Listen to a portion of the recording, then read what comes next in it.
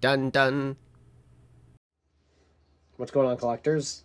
I have a grail here I'm about to open, and it is a big one, and I am very excited to share it with everybody. X-Men number 2. And let me just get this background up here on my computer. So there we go. Look at that. Dun dun. I'm going to keep this brief, guys. I purchased a copy of X-Men number 2, but I'm returning it tomorrow.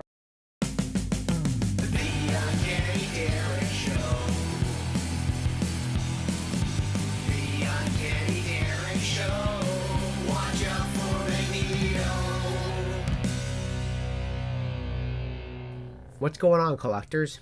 Yeah, I had that X-Men number 2 returned. And will I shop from that dealer again? Yes. And so you're probably wondering, Derek, that guy tried to pull a fast one on you. What are you doing?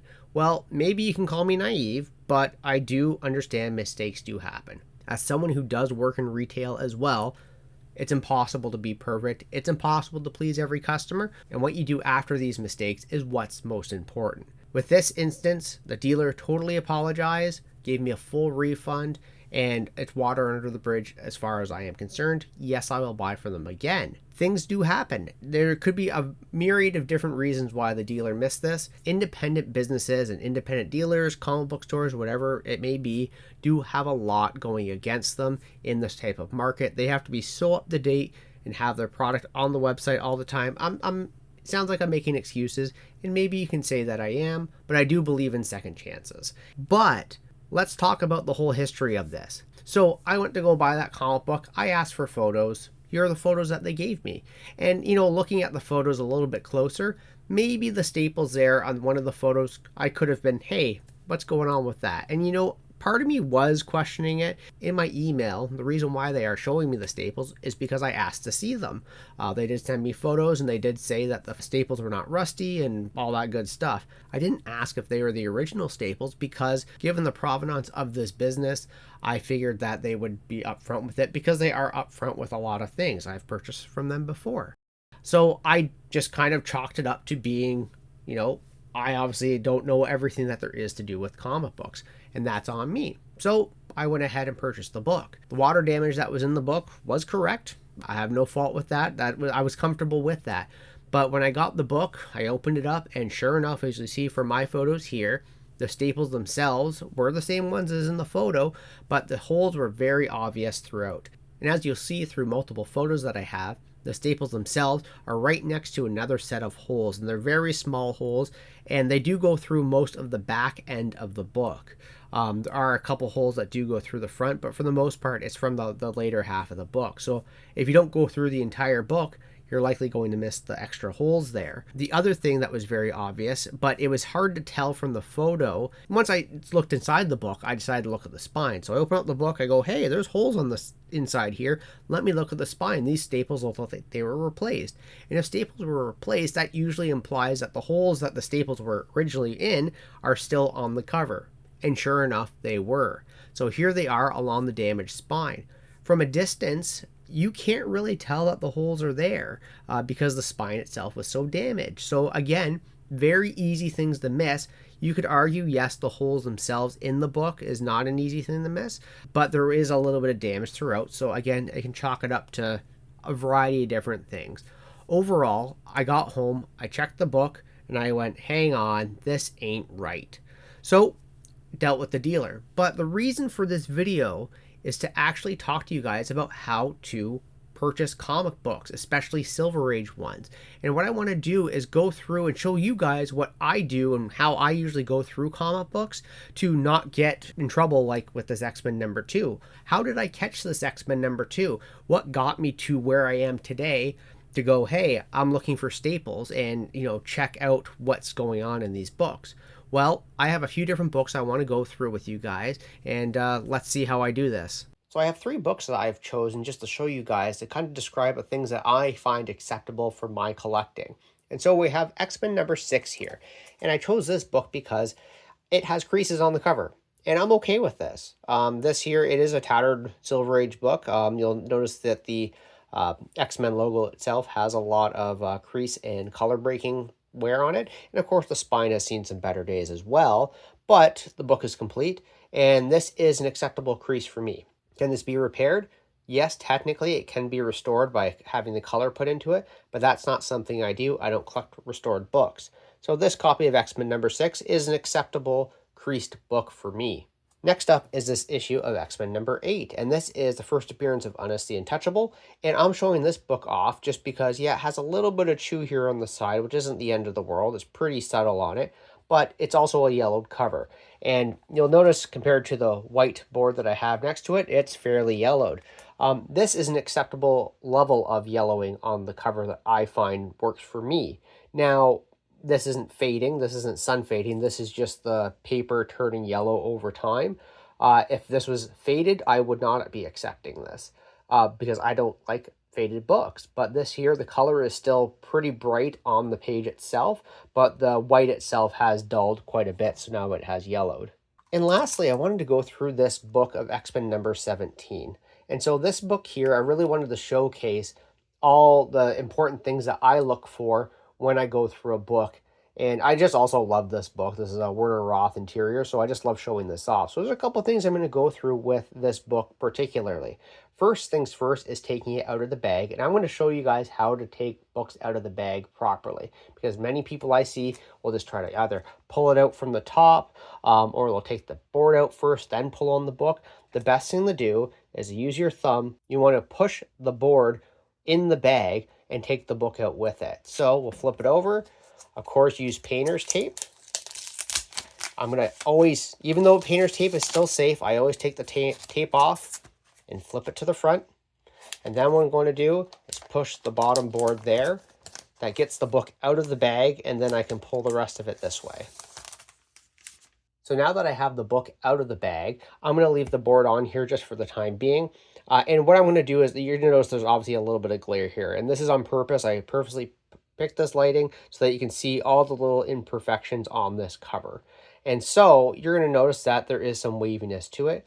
This book here has a little bit of moisture damage, and I'm okay with the level of moisture damage with this. Can this be repaired? A little bit through pressing, yes, but it will never be 100% perfect. Moisture damage is a little difficult to deal with. But I do want to show you how I would go through a comic book that I am looking at for the first time. So on this case here, I always go through and look at the cover, front and back. So I'm going to be noticing if there's any sort of damage to it, which obviously there is, and obviously there's moisture damage. And I'm going to check both the front and back to see how it is. Notice there's a little bit of a moisture stain here on the top, a little bit of water damage. And then, yeah, everything else does look relatively okay. So once I've checked the front and the back, the next thing I'm going to do is, can't really use the board for this, is check the staples. I'm going to see it here on the side that the staples themselves are, they're pushed in a little bit to the cover, which is normal. But I'm also going to go to the centerfold here and make sure that the staples themselves are in place. And it's always fun to guess where they are because the pages always are a little difficult to showcase. A little bit too, there we are. So I'm going to notice that the staples themselves are pretty good. And one thing that's very important to notice, and you're going to notice this in comparison to the X-Men 2 I showed earlier, look at the length of these staples. These here, they're going right, they're pretty much touching each other the way that they're folded. So this is a Silver Age staple. The staples were much bigger back then. And so as such, that's how a staple should look like. And I'm going to pull up the X-Men number 2 staple here. You're going to notice there's a very obvious difference in the staple. Not just with the staple holes, but the staples themselves are different. So that's what I'm also looking for in these types of books. Now that I've done the staple check and I've checked the covers, the next thing I'm going to do is check the wraps, meaning I'm going to look at all the pages and make sure they're all there.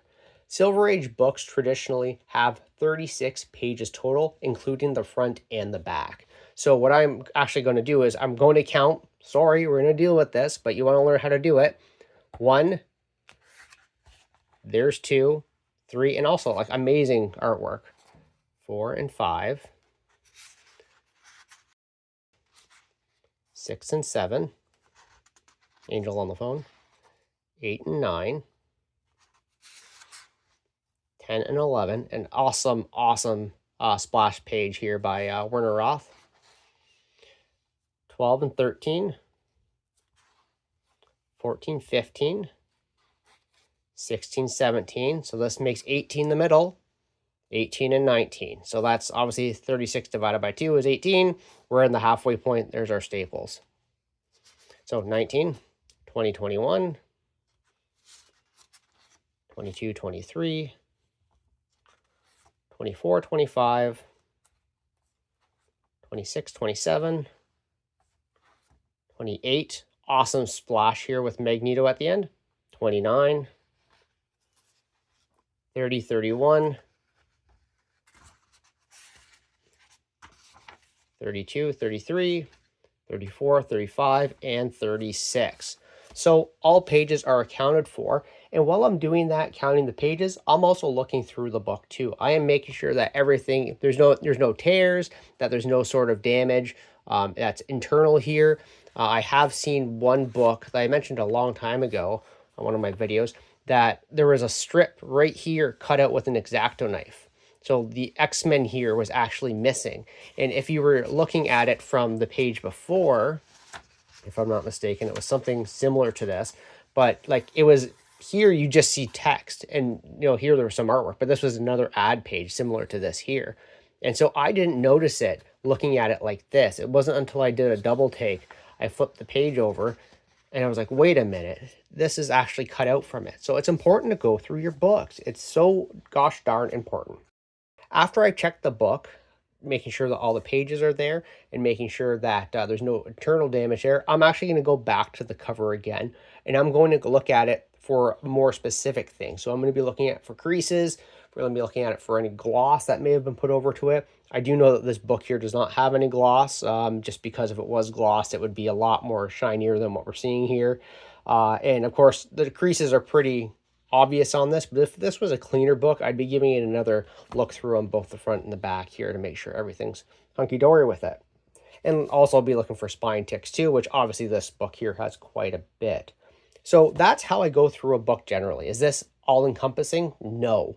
Is this how I feel comfortable going through these books? Is this how I caught that X-Men #2? Yes, it is. And if you think all of this is an isolated incident, it really isn't. I was at Fan Expo Canada earlier in August, and I did talk to one vendor there who I asked to see all their Silver Age X-Men, and he gave me his box, and he had this issue of X-Men #38. I'll show you here.